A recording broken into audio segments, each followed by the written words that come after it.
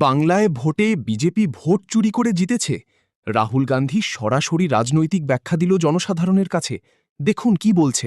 बंगाल में BJP vote चोरी करती है। ईवीएम के माध्यम से होता है, वोट बढ़ाने और काटने से होता है। जब हमने वोट चोरी पकड़ी इनकी, सबसे पहले हमने कर्नाटक में पकड़ी, उसके बाद हमने हरियाणा में पकड़ी।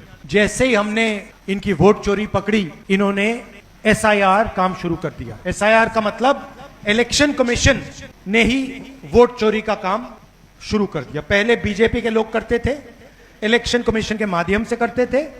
जैसे हमने वोट चोरी पकड़ी हरियाणा में, महाराष्ट्र में, इलेक्शन कमीशन ने ऑफिशियली वोट चोरी का काम शुरू कर दिया। अब इनका लक्ष्य था और लक्ष्य है कि ये जो कंस्टिट्यूएंसीज हैं इनको बदल दें, मतलब इनका ढांचा ही बदल दे। जैसे असम में इन्होंने क्या किया, एक कंस्टिट्यूएंसी को अलग अलग हिस्सों में बांट दिया। जहां पे कांग्रेस पार्टी के वोटर हैं उनको फैला दिया, जहां हमारे वोटर नहीं है, जहां बीजेपी के वोटर हैं उनको सबको जोड़ दिया। और ये काम ये पूरे हिंदुस्तान में करना चाहते थे। अब अगर सामने से आएंगे और कहेंगे कि देखो हमें हिंदुस्तान का राजनीतिक नक्शा बदलना है, तो पूरा देश इनको रोकता। तो उन्होंने नया उपाय सोचा। उन्होंने कहा कि क्यों नहीं हम किसी चीज के पीछे छुप कर यह काम करें।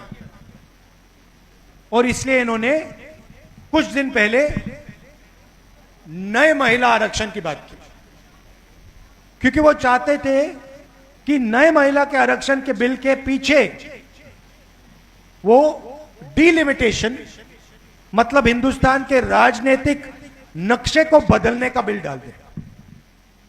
हमने इनसे कहा देखिए, अगर आप महिला आरक्षण करना चाहते हो तो महिला आरक्षण का बिल तो हम सब ने पहले पास किया था, उसको आप लागू कर दीजिए। जब पहले बिल पास हुआ था उन्होंने कहा इसे हम 10 साल के लिए लागू नहीं करना चाहते। हमने उस समय कहा क्यों नहीं लागू करना चाहते, क्योंकि सेंसस नहीं हुआ, हम सेंसस के बाद में लागू करना चाहते हैं। मगर अब इनको लगा कि हमारे खिलाफ लोग खड़े हो रहे हैं, हमें डिलिमिटेशन की जरूरत है, तो ये नया बिल लाए। हमने पार्लियामेंट में इनसे कहा कि देखिए अगर आप पुराना बिल पास करना चाहते हो, उसे आज लागू करना चाहते हो, उसे आज इंप्लीमेंट करना चाहते हो, तो पूरा का पूरा विपक्ष उस बिल को आज पास कर देगा। 10 साल रुकने की कोई जरूरत नहीं है, उसे हम अब ही लागू कर देंगे। उन्होंने कहा नहीं, हम उस बिल को लागू नहीं करना चाहते, हम नए बिल को लागू करना चाहते हैं।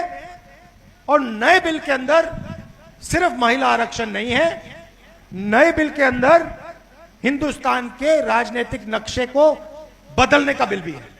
तो हम इनसे कहा कि देखिए हम आपको राजनीतिक नक्शा नहीं बदलने देंगे।